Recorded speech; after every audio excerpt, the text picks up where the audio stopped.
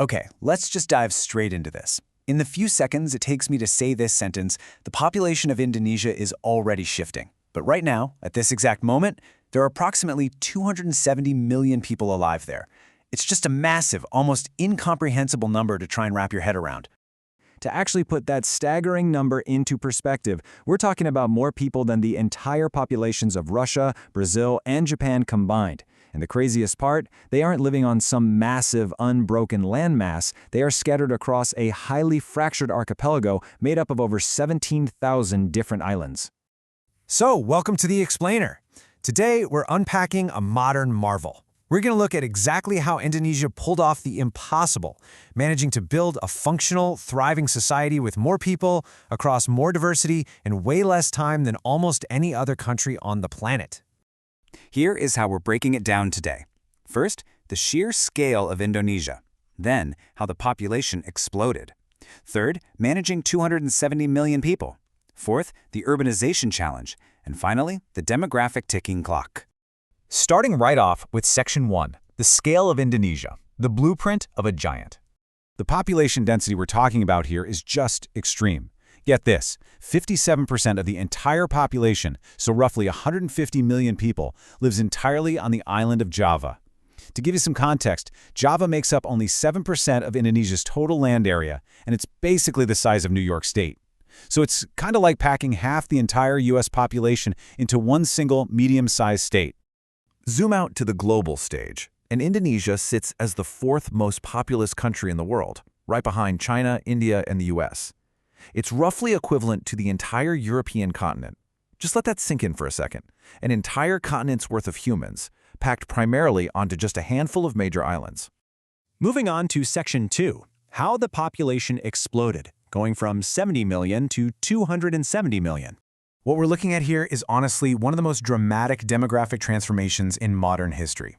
At independence, back in 1945, there were about 70 million Indonesians. Fast forward to 1990, and that number hit 180 million. And today, it sits at 270 million. That is nearly a four-fold increase in barely a single human lifetime. Now, this explosion absolutely wasn't an accident. It started with a total collapse in the death rate, mostly thanks to the sudden introduction of modern medicine like antibiotics and vaccines. Then, you had the Green Revolution bringing massive technological leaps in rice production, which created vital food security. And finally, demographic momentum took the wheel. Even as birth rates eventually started to fall, a massive, culturally ingrained young generation was already in place, which just kept the absolute numbers surging upward. Which brings us to Section 3. Managing 270 million people in what is essentially a grand juggling act. The sheer scale of their success here is wild. Instead of the Malthusian disaster of widespread famine that a lot of people predicted back in 1950, Indonesia achieved an outright economic miracle. The poverty rate plummeted from around 60% down to roughly 9%. Literacy shot up from 40% to nearly universal at 96%. Life expectancy almost doubled, and infant mortality was slashed to just a fraction of what it used to be. But make no mistake, sustaining this progress requires an exhausting daily juggling act. The nation has to feed 270 million mouths, maintaining its status as the third largest global rice producer, all on shrinking farmland.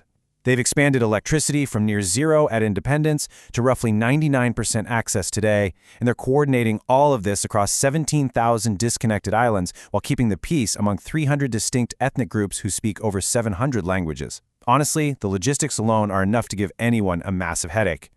On to Section 4, the urbanization challenge, and where people actually live. Back in 1950, only 15% of the population lived in urban areas. Fast forward to today, and that number has skyrocketed to 57%. We are witnessing a massive human migration. About 150 million people have packed up and moved from rural agricultural areas into intense, hyper-concentrated megacities, which is completely altering the nation's landscape. Naturally, this rapid urbanization has triggered intense new crises.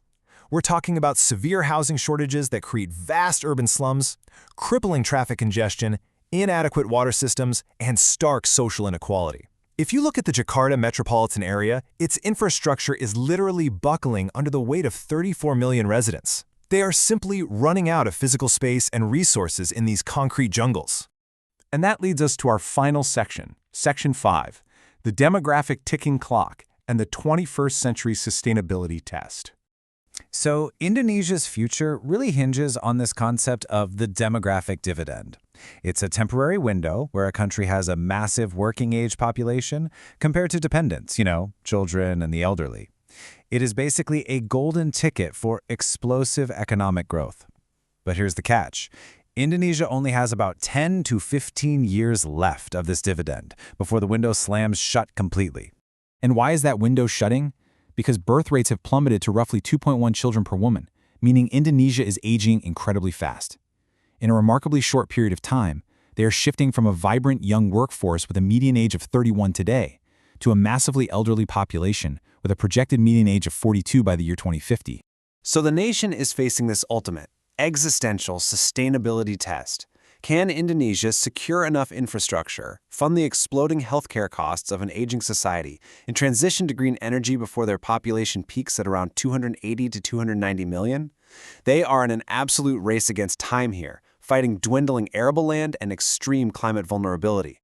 Yet even with all these looming threats, we really have to step back and recognize what has already been accomplished.